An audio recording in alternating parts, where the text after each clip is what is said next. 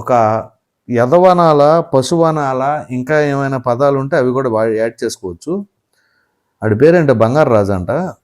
ట్విట్టర్లో పెట్టాడు, అమ్మాయిలు ఆంటీలు అయిపోయి ముసలోళ్ళ మీద పడ్డావయ్యా, అయ్యా వద్దయ్యా, పండు ముసలిదయ్యా, పవన్ కళ్యాణ్ పీకే అంటే పిసుకుడు కుక్క అని చెప్పేసి పెట్టాడు.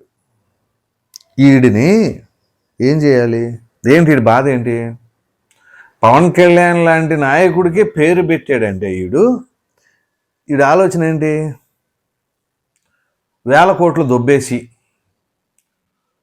మన చూడకుండా ఎవరిని పడితే వాళ్ళని హత్య చేసేసి ఏంటి ఇంట్లో వాళ్ళని తోలేసి చేస్తే అలాంటి వాళ్ళని నెత్తిన పెట్టుకుంటాడేమో ఈడు.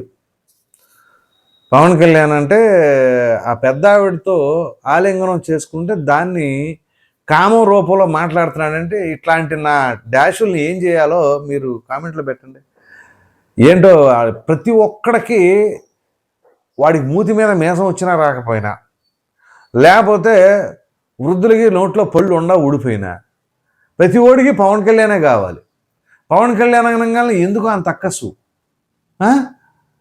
ఒక ప్రక్కన ఒక కొత్త ఒరవడి రాజకీయాల్లో ఆయన ఏ రకంగా ప్రజలకి అభివృద్ధి చేయాలి, మరి వాళ్ళ జీవితాలు ఎలా బాగు చేయాలి అని ఓ ప్రక్కన తండాల్లో ఉన్నటువంటి గిరిజన సోదరుల దగ్గర నుంచి నాగరిక సమాజంలో ఉన్న అందరికీ, ఇంకా గట్టిగా మాట్లాడవలసి వస్తే అసాంఘిక శక్తులకి ఇది పోయించేవాళ్ళలాగా ప్రతి ఒక్క అంశాన్ని ఆయన క్షుణ్ణంగా పరిశీలిస్తూ ఉంటే చివరికి మొన్న పర్యటించిన ఆ పెద్దావిడ దగ్గర కూడా ఇట్లాంటి మాటలు మాట్లాడుతున్నారంటే ఇలాంటి నా డాషుల్ని ఏం చేయాలో మీరే చెప్పండి.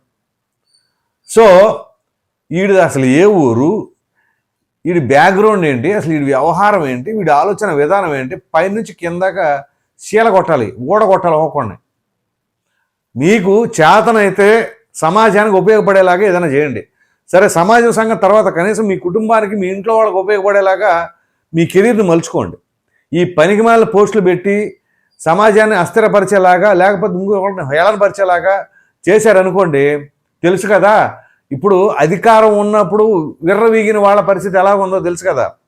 ఇప్పుడు ఒక అతను టీవీలో తిరిగి ఇంటర్వ్యూలు ఇస్తున్నాడు, ఒరే స్వామి అప్పుడు నేను ఆవేశంలో చేశాను, ఇప్పుడు అన్నీ తెలుసుకున్నాను, నాకు నా కుటుంబ సభ్యులే ముఖ్యం, నాకు ఆ పార్టీ వద్దు ఏమీ వద్దు, సరే జగన్మోహన్ రెడ్డి అంటే నాకు అభిమానమే కానీ ఎంతవరకు ఉండాలి అంతవరకే ఉంటాను అని చెప్పేసి అంటున్నారు.